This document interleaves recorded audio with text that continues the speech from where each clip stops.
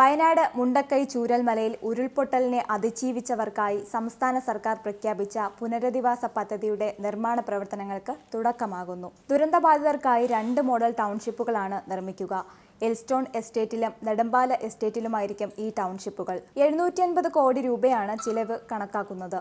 മുഖ്യമന്ത്രി പിണറായി വിജയൻ വിളിച്ചു ചേർത്ത വാർത്താ സമ്മേളനത്തിൽ ചീഫ് സെക്രട്ടറി ശാരദാ മുരളീധരനാണ് പദ്ധതിയുടെ വിശദാംശങ്ങൾ പങ്കുവച്ചത്. പുനരധിവാസ മാതൃകയുടെ ദൃശ്യാവിഷ്കാരവും ചടങ്ങിൽ പ്രദർശിപ്പിച്ചു. പുനരധിവാസ പദ്ധതികൾക്ക് മന്ത്രിസഭാ യോഗം അംഗീകാരം നൽകിയതോടെ നിർമ്മാണ പ്രവർത്തനങ്ങൾക്കുള്ള പ്രധാന തടസ്സം നീങ്ങി. ഊരാളുങ്കൽ ലേബർ കോൺട്രാക്ട് സൊസൈറ്റിയാണ് നിർമ്മാണത്തിന്റെ ചുമതല വഹിക്കുന്നത്. കിഫ്ബി കൺസൾട്ടൻസി കമ്പനിയായ കിഫ്കോൺ നിർമ്മാണ മേൽനോട്ടം വഹിക്കും. കൽപ്പറ്റയിൽ ടൗണിനോട് ചേർന്ന് കിടക്കുന്ന ടൗൺഷിപ്പിൽ 5 സെന്റിൽ 1000 സ്ക്വയർ ഫീറ്റ് വീടുകളാണ് നിർമ്മിക്കുന്നത്.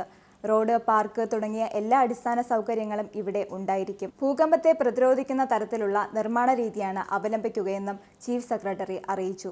ഇനി നെടുമ്പാലയിലെ പ്രത്യേകതകൾ. നെടുമ്പാലയിൽ കുന്നിൻ പ്രദേശത്തിന് അനുയോജ്യമായ രീതിയിലുള്ള നിർമ്മാണമാണ് നടത്തുക.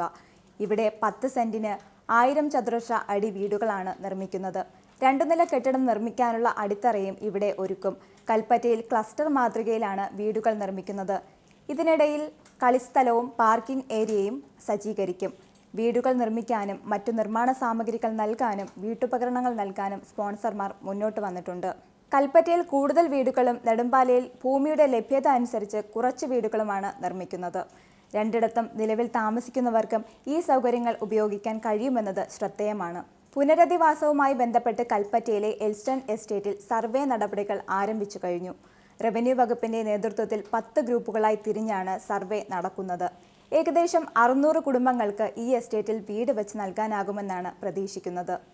പുനരധിവാസ പദ്ധതി സമയബന്ധിതമായി പൂർത്തിയാക്കാനാണ് സർക്കാർ ലക്ഷ്യമിടുന്നത്. ദുരന്തത്തിന്റെ കെടുതിയിൽ നിന്ന് കരകയറാൻ ശ്രമിക്കുന്നവർക്ക് ഈ പദ്ധതി ഒരു കൈത്താങ്ങായി മാറും.